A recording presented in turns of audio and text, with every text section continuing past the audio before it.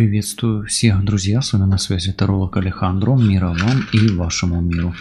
И сегодняшнюю нашу с вами встречу я хочу посвятить гаданию на картах Таро для мужчин и для женщин. Общий расклад, что у вас видят карты Таро. И я, Алехандро, свечу зажигаю. На вопрос, что у вас видят карты Таро, отвечаю: свече гореть, правде быть. Амин.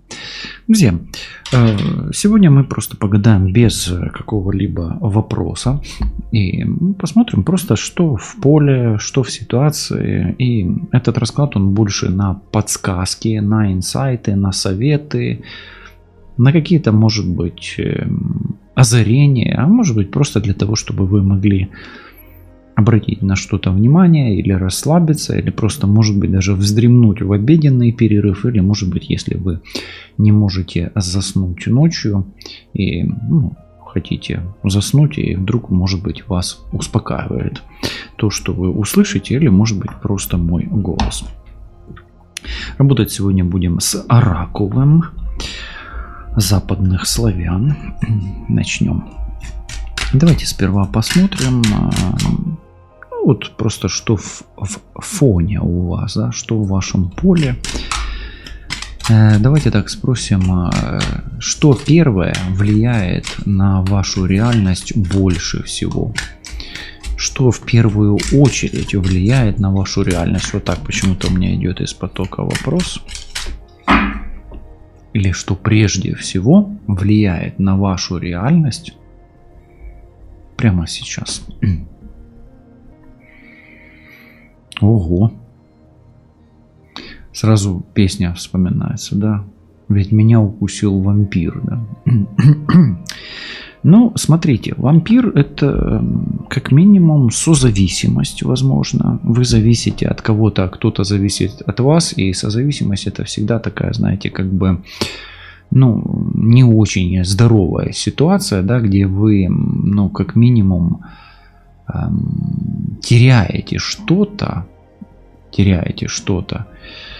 благодаря тому, что что-то отдаете. То есть вы зависите от кого-то, хотя, может быть, и не сильно к нему и стремитесь. Здесь чеснок-то есть. Поэтому давайте так скажем, то, что вы отдаете, влияет на вашу жизнь. То, что вы теряете, влияет на вашу жизнь. И то, что этим кто-то пользуется, тоже влияет на вашу жизнь.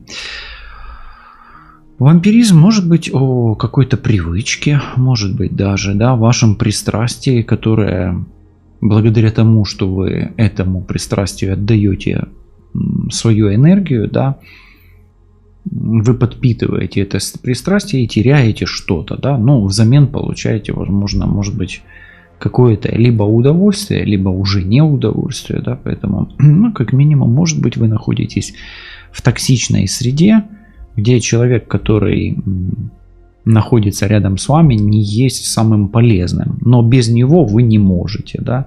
Например, это токсичные отношения на работе или в браке даже, да, где, допустим, один из партнеров превращается в вампира, да. Так у вас или нет, напишите. Может быть, вампир это не ваше, может быть, просто что-то, от чего-то вы хотите избавиться.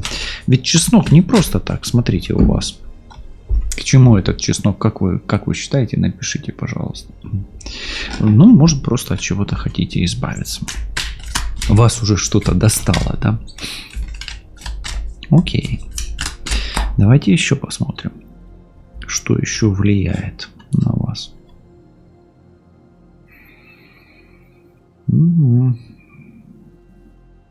Здесь я так скажу, вы действительно от чего-то не можете избавиться. И здесь идет такая процессия, да, оплакивания, скорбь какая-то. Вот что-то, какая-то эмоция, глубокая эмоция. Вы от чего-то эмоционально зависите и не можете с этим никак распрощаться. Действительно, у вас есть созависимость или токсичные отношения, в которые вам их жалко бросить или не можете оставить это. Может быть, действительно, вы утратили, потеряли кого-то и постоянно оплакиваете это, и теперь как бы это уже вошло в привычку, и вы никак не можете начать жить заново, потому что нету сил. Как минимум есть очень сильная эмоциональная привязанность к тому, от чего стоит избавиться как минимум, или прекратить хотя бы, да, не то что избавиться, может быть хотя бы пока прекратить, а избавиться как-то потом. Окей. То есть оплакивание чего-то, да. Дальше.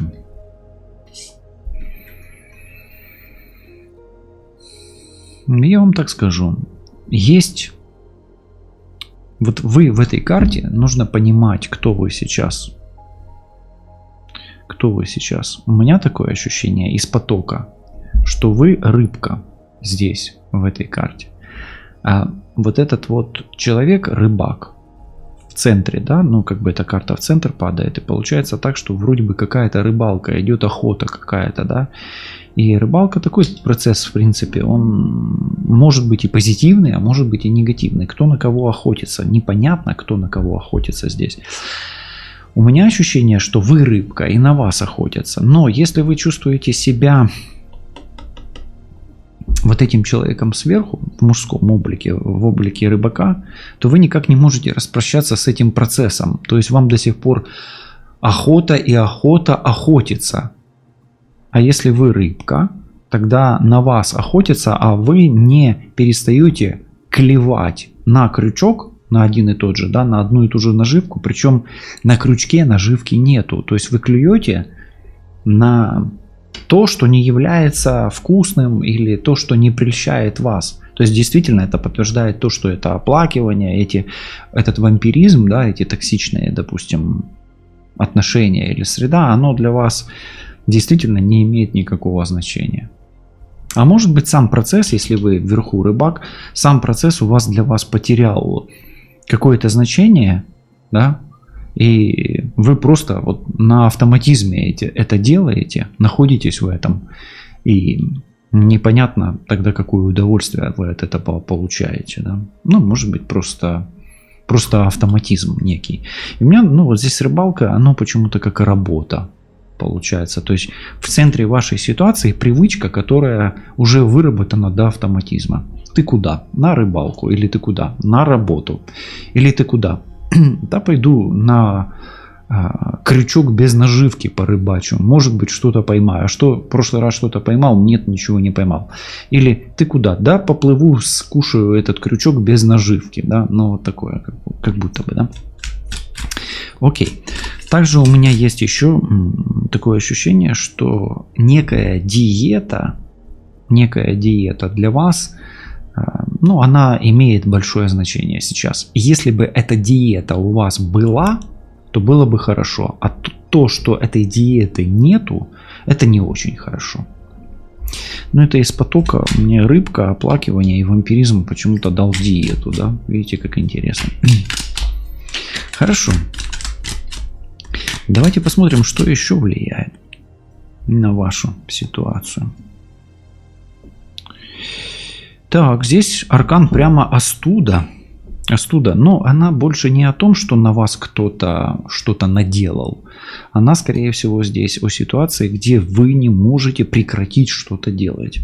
То есть у вас есть некая накатанная схема. Она, ну, например, неприятная работа, на которую вы ходите и понимаете, что вы на нее ходить не хотите, не можете.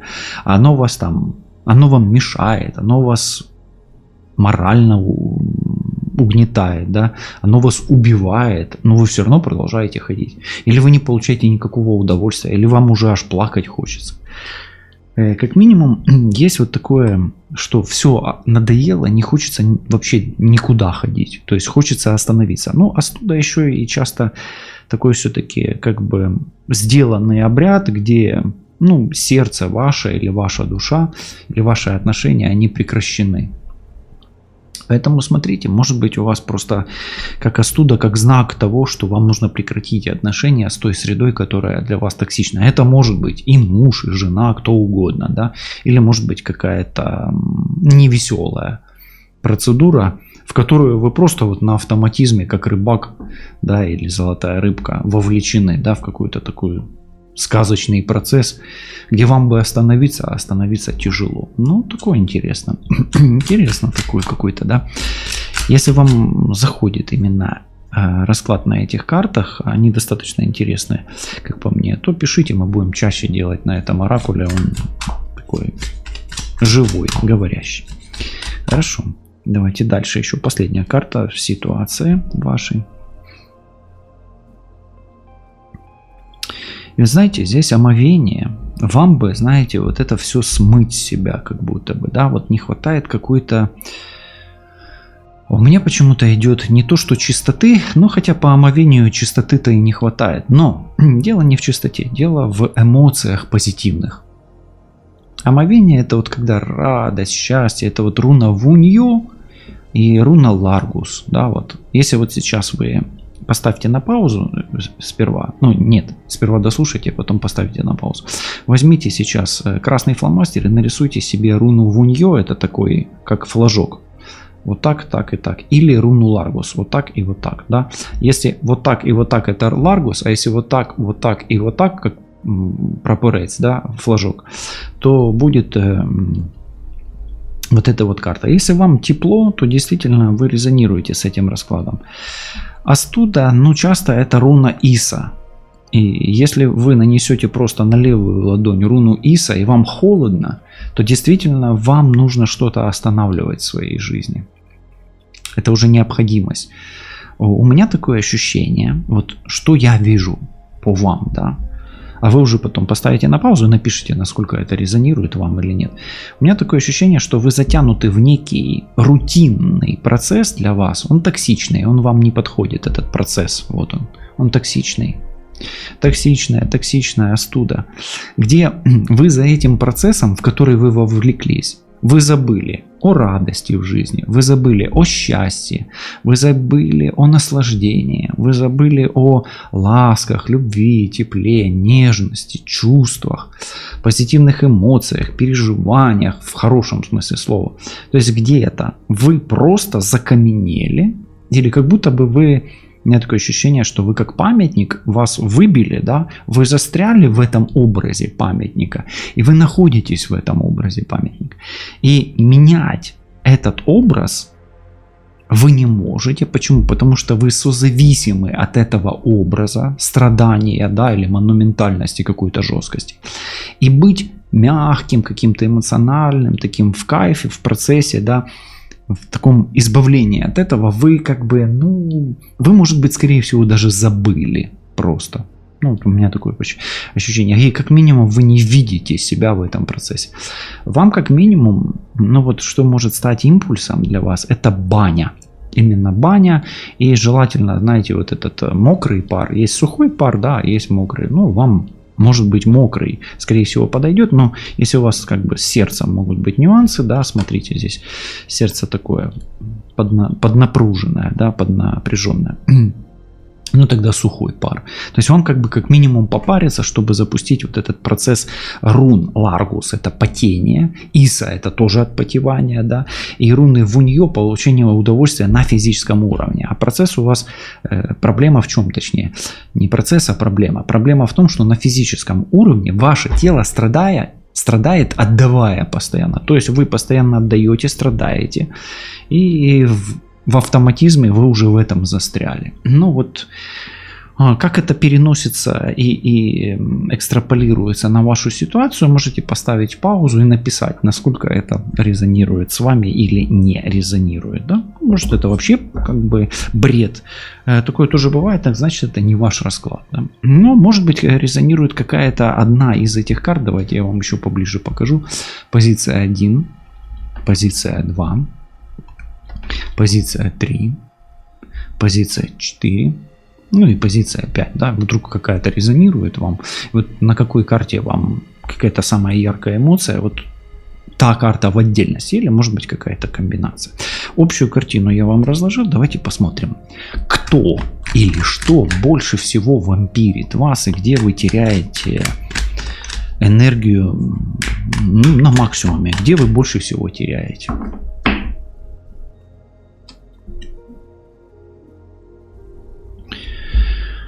Ой, знаете, тут капитуляция или белый флаг. И у меня такое ощущение, что вы то ли не можете сдаться кому-то, то ли принять какое-то поражение. Все.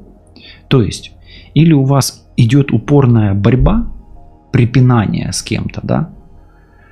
Или вы не можете принять, что вы проиграли. Два варианта. И тут уже сами ловите, потому что расклад общий. Всегда у карты есть профиль и тыл, да. Вот. Не профиль, а фас и тыл, да. Поэтому больше всего вы теряете энергию на процессе капитуляции. Поэтому, возможно, вы всегда поддаетесь, а может быть, просто не можете сдаться уже, да, и принять, что все, ты проиграл, или ты попал, да, ты встрял, или ты там, потерпел поражение, неудачу. Вот этот вот момент. Либо не можете сдаться, либо не можете принять поражение. У меня вот такое почему-то. И это вас очень сильно истощает. Ну, например, вы что-то потеряли, для вас ценное, идет процесс оплакивания, и вы никак не можете остановиться, да, вот, здесь оно очень близко к этому. Хорошо. Давайте тогда спросим, от чего вам нужно избавиться, чтобы уже не плакать? Что действительно лишнее и где нужно капитулировать? Давайте спросим вот этот вопрос. Он как раз в этом треугольнике, и мы закроем этот квадрат. Квадрат прошлого. Чтобы перенестись в будущее, какой гештальт прошлого вам нужно закрыть? Иными словами. Чтобы перенестись в будущее, какой гештальт прошлого вам надо закрыть? Ну, тут прям отношения выпадают. Какие-то отношения для вас уже стали прямо, наверное, токсичными и даже убивающими вас. Поэтому тут как минимум закрывайте прошлые любовные отношения, к сожалению. А может быть и к радости. Оно вообще в контексте, да, с любовью прощаться или закрывать ее всегда тяжело, да, с одной стороны. А с другой стороны, может быть, оно у вас уже, это закрытие этого гештальта просто вас выпивает из вас все соки, и вы превращаетесь там в холодную мумию, да, или в холодный замороженный зомби, да, такое состояние. Такое. Хорошо. Давайте спросим, что вас держит на крючке сейчас? Что вас держит на крючке сейчас? Что сейчас держит вас на крючке? Или что является той силой, которая заставляет вас повторять и повторять или возвращаться на одно и то же место? Или в одно и то же место? Вы знаете, жатва — это жажда результата. Вы здесь вот смотрите смысл вот в этой карте. Вы не верите в то, что можете капитулировать. Вы не верите в свой неуспех. То есть вы вот просто в ключе успеха мозг работает, и вот я не проигрываю, да, это вот как из оперы «Мужчины не плачут». Да, мужчины не плачут, но очень рано умирают от инфаркта и сердечно-сосудистых заболеваний, в том числе и от инсульта. А знаете почему? Потому что они же не плачут. Поэтому здесь вот так вот, то есть что вас заставляет возвращаться туда, откуда вы пытаетесь уйти, допустим, в то место, где вы становитесь жертвой или где вы теряете. Вы хотите во что бы то ни стало доказать что-то, довести кому-то и доказать себе, что результат должен быть. Опять-таки, не можете принять поражение. Выкинуть белый флаг, знаете, это иногда нужно. Проиграть, чтобы жить хотя бы, да. Или хотя бы продолжить жизнь более-менее адекватную какую-то. Хорошо. Вот эта вот остуда, она о чем? Давайте спросим, что остужает вас? Там, может, магия какая-то? Кто остужает? Вообще, что останавливает вас? Или что вас морозит, да? Почему вас морозит? Причины вот этой заморозки, причины того, что руна Иса, вы как бы застряли в какой-то зиме, да? Или что нужно делать, чтобы не застрять в зиме? Морозит вас манипуляции. Кто здесь манипулирует? Здесь манипулирует женщина, но точно так же может манипулировать и мужчина. Тут уже смотрите по своей ситуации. Здесь вроде бы как мужчина ухаживает, ну или делает вид, что ухаживает, а женщина здесь делает вид, что ей плохо, ну или ей действительно плохо, поэтому ей или действительно нужен уход мужчины, или она просто привлекает к себе внимание. Поэтому остуда есть следствием некого манипулирования вами, либо мужского манипулирования, либо женского манипулирования. И это больше такая, ну, это сценическая игра, где если вы знаете, что вами никто не манипулирует, тогда это ваша игра и ваше умение распределять ваши энергетические потоки. Окей?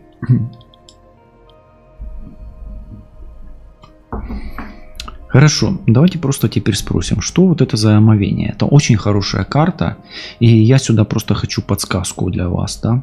Омовение это о чем?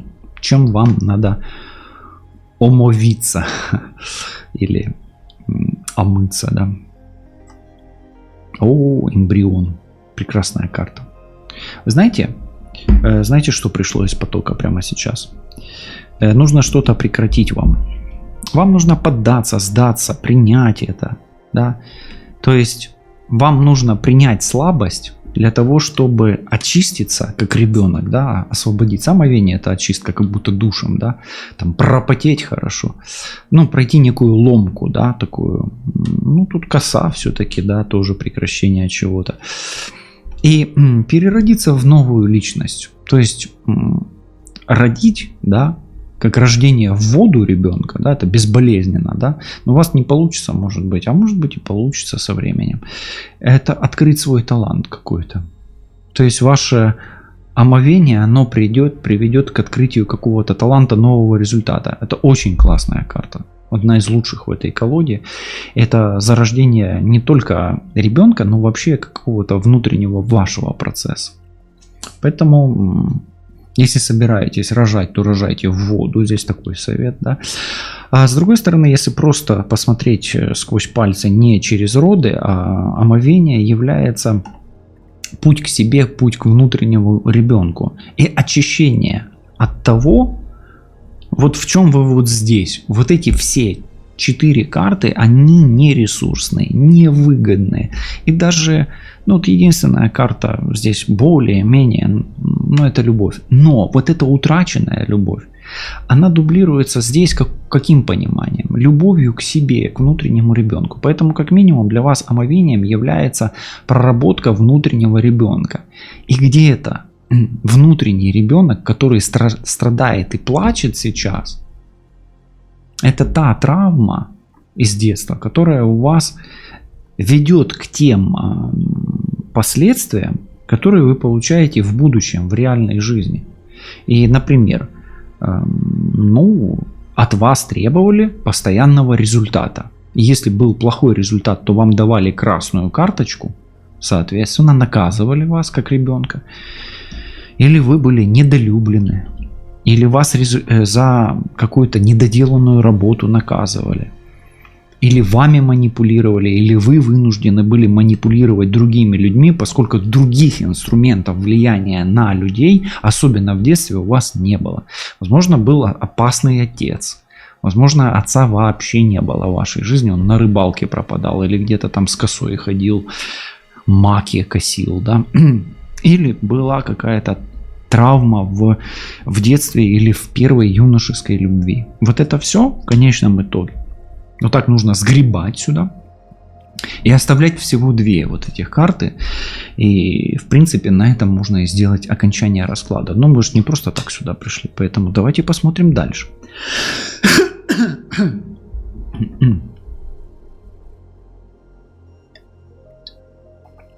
Что поможет вам принять ваше поражение?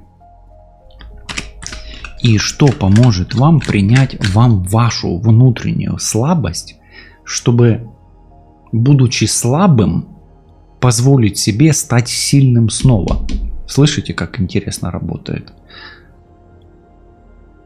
Если не поняли, поставьте на паузу, чуть-чуть отмотайте и переслушайте еще раз.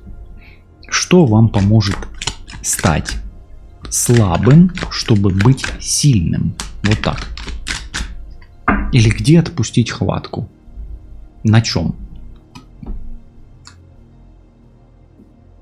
А не возвращаться в прошлое, а не наступать на старые грабли. Помните, ну, это у меня где-то что-то мое, да, Лена, привет, называется. Здравствуйте, грабельки. Да? Поэтому вам нужно вспомнить, как вам было больно.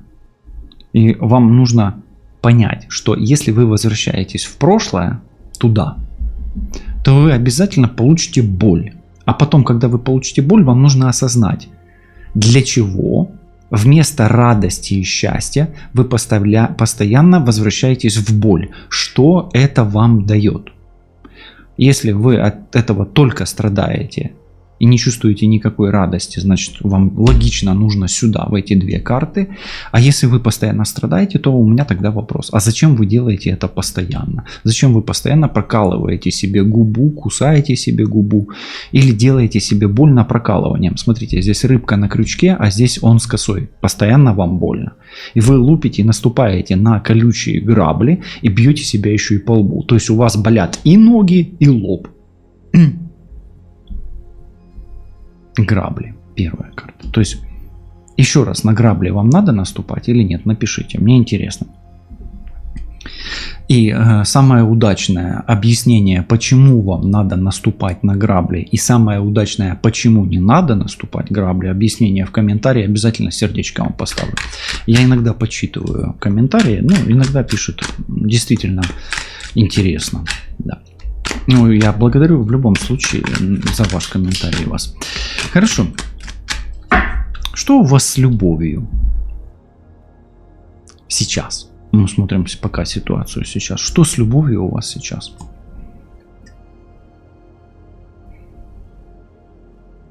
Тут смотрите, серенада.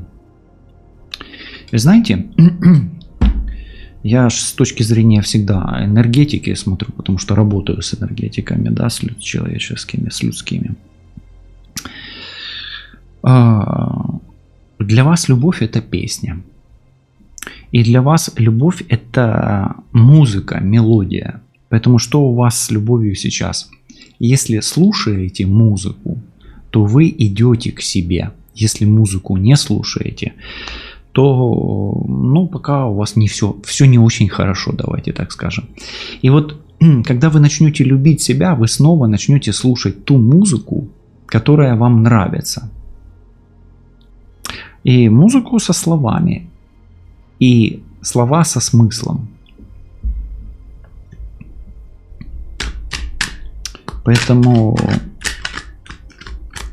ваша любовь — это серенада или песня любимому человеку. Но этот любимый человек в этом раскладе, в вашем случае, это вы. То есть вам нужно найти ту песню, серенаду, слушая которую вы будете чувствовать, что начинаете любить себя. С этого начнется ваш путь к себе. Хорошо. Давайте посмотрим. Сейчас мы находимся в центре, на здесь и сейчас. И какой результат вашей прошлой жизни? Как видят карты Тару? Чего вы вот благодаря вот этому всему, что мы тут с вами сейчас проживаем, достигли? Хорошо? А достигли вы ли алименты? Да, алименты.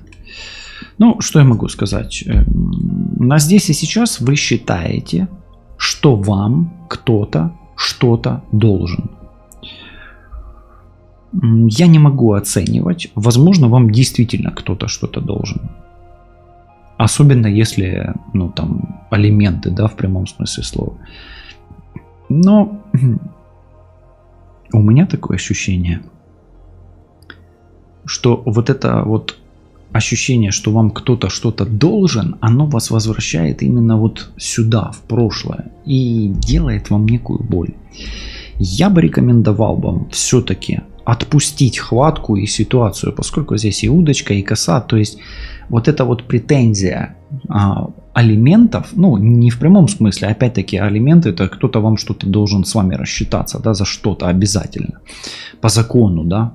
По какому закону? Это уже второй вопрос вашей ситуации. Вам претендовать на это, как минимум, нужно сквозь или пальцы, или вообще рассчитывать только на себя. Почему-то есть вот такой месседж. Насколько он вам резонирует, это уже тоже второй вопрос. И да, я понимаю, если там речь идет про алименты, ну, может быть, действительно не судьба, да, тут как бы так. Хорошо. Кто и что вами манипулирует? Под чьим невидимым контролем вы находитесь сейчас и кто управляет вашей ситуацией или кто влияет на вашу ситуацию? Например, на то, что все остановилось, или на то, что, допустим, в вашей жизни происходит неизвестно что, ну, по этой карте.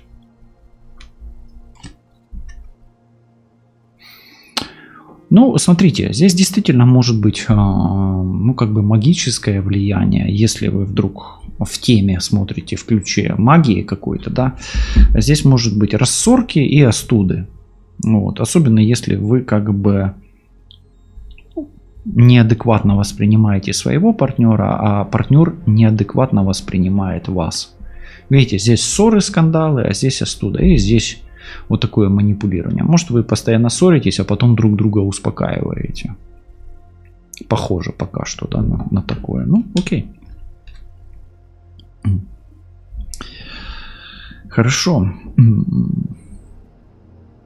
И теперь мне почему-то вот я вот смотрю на все это, и как вы можете защитить себя, или чем, или что может стать защитой очищенного ребенка, да? Вот у меня почему-то этому ребеночку не хватает какой-то такого незримого прозрачного покрывала, которое бы его укрывало так нежно, ласково, да, и чтобы оно ему и не тяжело было, и было ему тепло, и никакая ни друг, ни враг, ни колдун, ни ведьма не сглазили его. Вот почему-то вот такое идет. Видите, славянские, как интересно работают карты. Что может стать тем незримым щитом для этого ребенка, то есть для вас? Или что, кто может вас защитить? Ну или что может вам помочь? Религия. Ну, пока на каком-то этапе, возможно, это даже и крещение, там, например, да, какой-то обряд, ритуал, именно связанный с классическими какими-то религиями. Но помните о том, что религия — это всегда эгрегор. И помните о том, что вы склонны к фанатизму. Чтобы не получилось так, что религиозный эгрегор засосал вас опять, да, тут такое засасывание, да, такое же опять. Кстати, вчера была тоже вампирская тема, кто смотрел расклад, ссылку на этот расклад в правом верхнем углу поставлю. Вчера на отношения я и он, что будет дальше. Но, тем не менее, мы здесь видим религию, мы здесь видим church, да, или храм, да, castle. Ну, это не castle, это все-таки church. И, ну, давайте так скажем. Если вы не крещенные или не посвященные в том обряде, в той вере, в которой пребываете, сделайте этот обряд для начала на уровне религиозного. А потом подбирайте как бы свою такую религию, свою парадигму, которая комфортна максимально вам. Это может быть где-то книги, информация по эзотерике, магии, мистике, но это все нужно делать естественным путем, без фанатизма. Да? Стоит интересоваться, но не фанатично это делать. Если вы пойдете очень сильно, да, с таким каким-то там предвзятостью, то это может вам, ну, навредить, как минимум. Рядом не очень хорошая карта. Поэтому как бы религия, любая религия, это хорошо до тех пор, пока вы, ну, эту религию не выставляете везде на первую роль, особенно в вашем случае, где вы склонны к садомазохизму некому. Да? Склонны. Да? И, ну, мы все склонны к этому, да? Просто кто-то этим пользуется, а кто-то нет. Смотрите, я вижу сейчас, что вы бежите на грабли. На какие грабли вы можете скоро наступить? Давайте посмотрим. Это как предупреждение.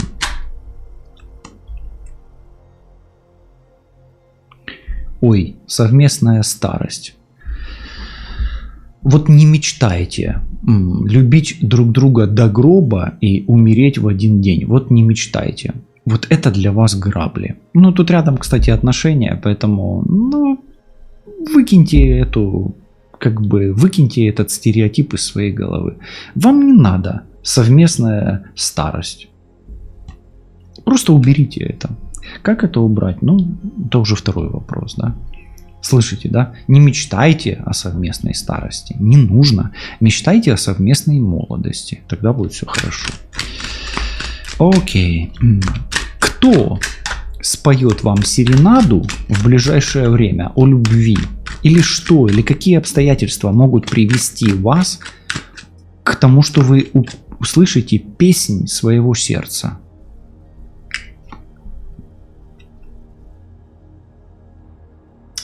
Растоптанное сердце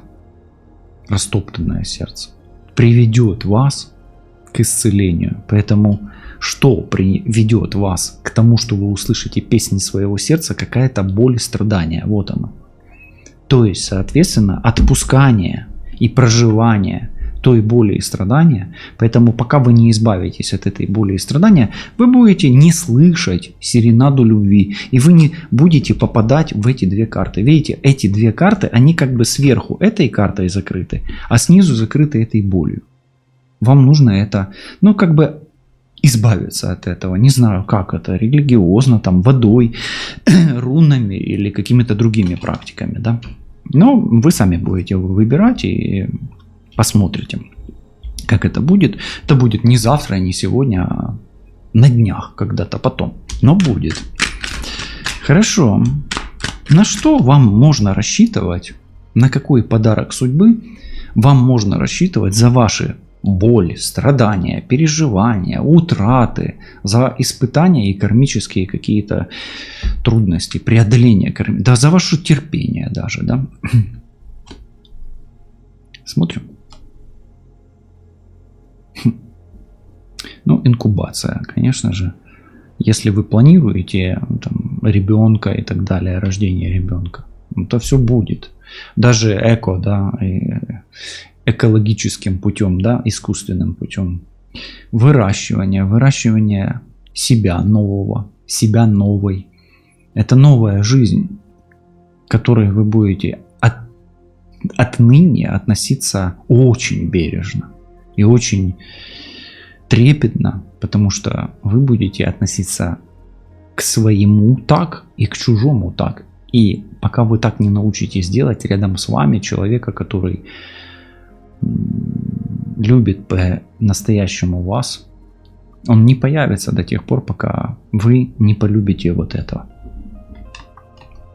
От момента зачатия. Есть такая техника. Я люблю себя от момента зачатия.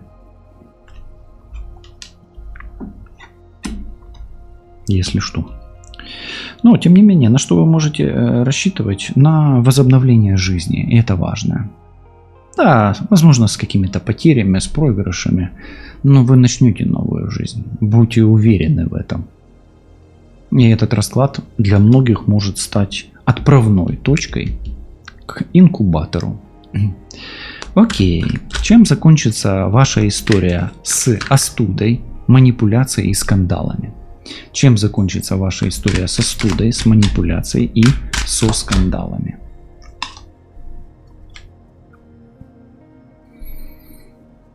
Качели здесь почему-то хорошие. У любых отношений есть взлеты и падения. Но учитывая то, что здесь есть инкубация, то вы пройдете самые темные времена вот здесь. Перестанете стремиться встретить совместную старость, а настроитесь на совместную молодость. Запустите процесс регенерации себя. Избавитесь от всего негатива. И ваша жизнь пойдет вверх. И когда ваша жизнь пойдет вверх, и вы вновь поверите в себя, у вас найдутся силы толкнуть чужую жизнь вверх. И это будет взаимно. И эти качели будут носить характер именно позитивных качелей, эмоциональных качелей в позитивном ключе, друзья. Ну и самая интересная точка финала. К чему все идет в вашей жизни? Учитывая то, что прямо сейчас мы с вами можем созерцать это волшебное наслаждение в омовении, это появление и зарождение новой жизни благодаря Духу Святому, который присутствует на этом раскладе. Посмотрите, розовая свеча, розовый эмбрион, розовый новый вы, и если вы чувствуете внутри себя тепло, это говорит о том, что дух зарождения, перерождения и трансформации ваших энергетик наблюдает за вами и, возможно, пронизывает вас. Если вы даже ощущаете тепло за правым плечом, то это говорит о том, что ваша точка сборки немножечко сдвинулась, и вы слышите, о чем речь в этом раскладе. Давайте посмотрим, что на выходе. К чему ведет религия и ваше верование в самого себя. Ведь это истинная религия. Смотрите, здесь карта «умолять». Умолять – это упрашивать, с одной стороны, а с другой стороны умолять – это уменьшать себя и возвеличивать другого. Так вот это все, о чем здесь, это понять ценность, прежде всего, свою самооценку, свою значимость. И когда своя самооценка и значимость себя придет в норму, когда эмоциональные качели остановятся, когда придет осознание, тогда и умолять, и молиться, и упрашивать Бога не будет никакой необходимости. И все окажется только в ваших руках. Почему? Потому что вы перестанете бояться что-то потерять и никогда не будете возвращаться туда, где вам больно. Світла вам та вашому всесвітові. Бережіть себе, кохайте себе, жодним чином не зменшуйте себе, не умоляйте нікого, але якщо відчуваєте, що треба попросити прощення або пробачення, або простити когось, то робіть це, допоки ще у вас є час або є така гарна нагода. Все буде добре, лишайтесь на зв'язку і побачимось. До зустрічі.